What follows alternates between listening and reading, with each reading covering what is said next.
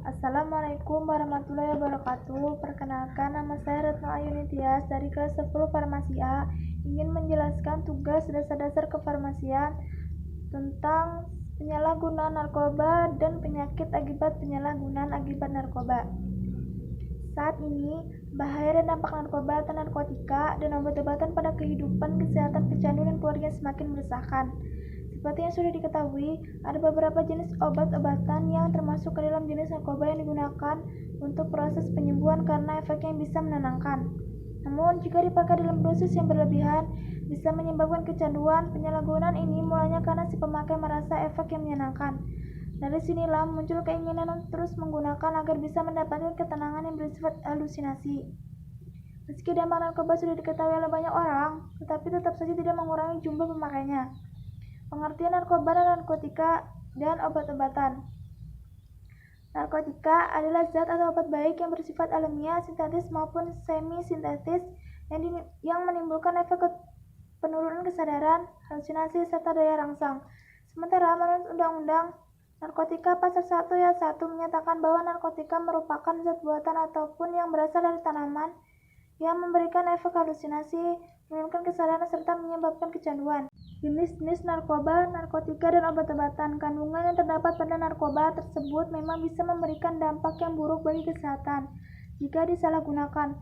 Menurut Undang-Undang tentang Narkotika, jenis-jenis dibagi menjadi 3 golongan berdasarkan pada risiko ketergantungan. Narkotika golongan 1. Narkotika golongan 1 seperti ganja, opium, dan tanaman koka sangat berbahaya jika dikonsumsi karena berisiko tinggi menimbulkan efek kecanduan. Narkotika golongan 2. Sementara narkotika golongan 2 bisa dimanfaatkan untuk pengobatan asalkan sesuai dengan resep dokter. Jenis dari golongan ini kurang dari 85 jenis. Beberapa di antaranya seperti morfin, alpoprodina, dan lain-lain. Golongan 2 juga berpotensi tinggi menimbulkan ketergantungan. Narkotika golongan 3. Dan yang terakhir, narkotika golongan 3 memiliki risiko ketergantungan yang cukup ringan dan banyak dimanfaatkan untuk pengobatan serta terapi. Seperti yang sudah disebutkan di atas, ada beberapa jenis narkoba yang bisa didapatkan secara alami, namun ada juga yang dibuat melalui proses kimia. Jika berdasarkan pada bahan pembuatannya, jenis-jenis narkotika tersebut di antaranya adalah narkotika jenis sintetis. Jenis yang satu ini didapatkan dari proses pengolahan yang rumit. Golongan ini sering dimanfaatkan untuk keperluan pengobatan dan juga penelitian. Contoh dari narkotika yang bersifat sintetis seperti amfetamin, metadon, desamfetamin, dan sebagainya. Narkotika jenis semi-sintetis. Penggunaan bahan utama berupa narkotika alami yang kemudian diisolasi dengan cara distraksi atau memakai proses lainnya.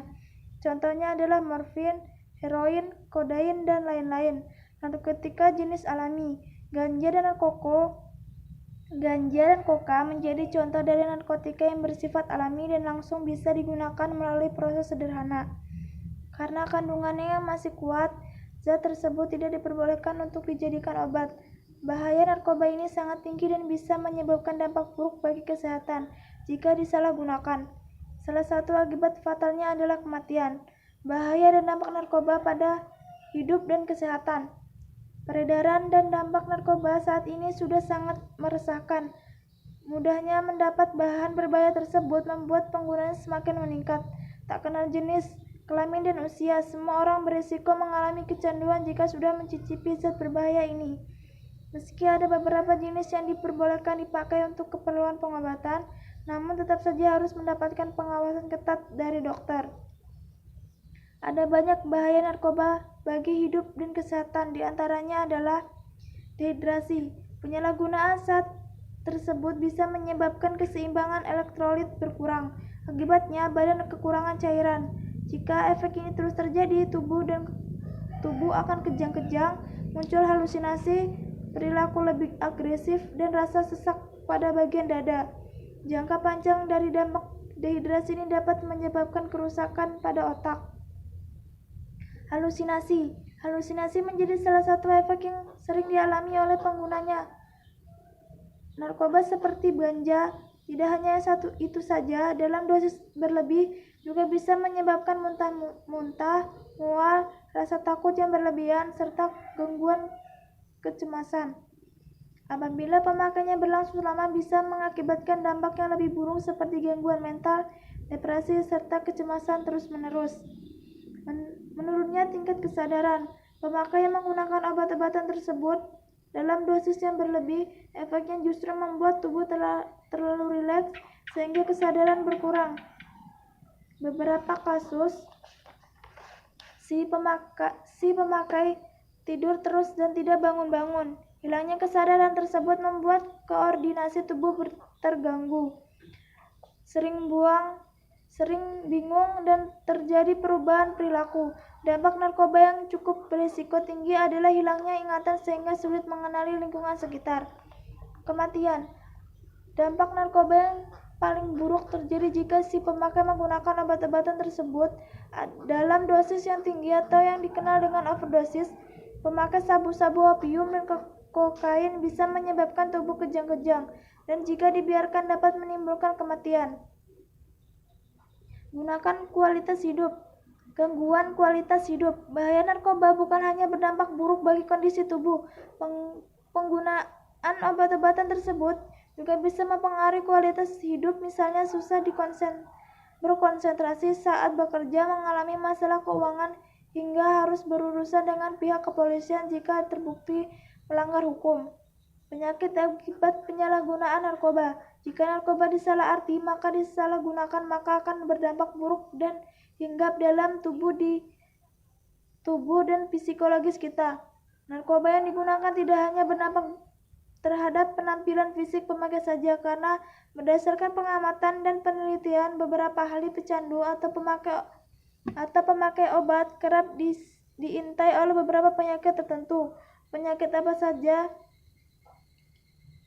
yang disebabkan akibat narkoba? Karena bisa menggunakan jarum bersama-sama, dapat mengalami penyakit hepatitis B dan HIV. Sementara untuk pecandu narkoba dengan cara lain, kerusakan fungsi dan organ otak dan lebih besar. Berikut ini adalah beberapa penyakit yang kerap mengintai para pecandu narkoba. 1. HIV atau AIDS. Pengguna narkotika suntik telah ikut serta berpartisipasi dalam peningkatan jumlah penderita HIV/AIDS. Hal ini karena pecandu suntik ini kerap menggunakan satu jarum suntik yang digunakan lebih dari satu orang. Yang kedua, hepatitis B dan C. Selain HIV dan AIDS, penyakit hepatitis juga dapat dialami oleh para pengguna narkoba suntik. Virus ini dapat menular melalui darah yang dapat saling menggantikan jarum suntik oleh pengguna narkoba suntikan. Yang ketiga, kemampuan kognitif menurun. Perlu narkoba dapat berdampak buruk bagi otak dan kemampuan kognitif. Efek dari ekstasi dapat membantu seseorang menjadi lupa ingatan dan jangka waktu yang lama. Turunnya kemampuan berpikir dan kesulitan kompilasi. Yang keempat, gangguan hati atau ginjal. Peran serta fungsi dari kedua organ ini sangat penting, seperti yang dipermasalahkan karena hati dan ginjal bekerja sebagai penyerap racun yang vitalnya serta melepaskan racun-racun yang ada di tubuh tersebut. Namun hal ini akan berdampak berbahaya pada para pecandu narkoba. Yang kelima, gangguan paru-paru dan pernapasan. Hal ini terkait dengan penggunaan obat serbuk yang digunakan dengan cara hirup atau hisap. Untuk cara ini dapat merusak sistem karena dari barang yang dijual di pasaran adalah barang yang telah dioplos. Yang keenam, infeksi seksual. Para ahli mengemukakan pendapat bahwa pengguna narkoba lebih rentan terhadap infeksi penular saksi yang sering berganti pasangan serta melakukan hubungan seks yang tidak aman.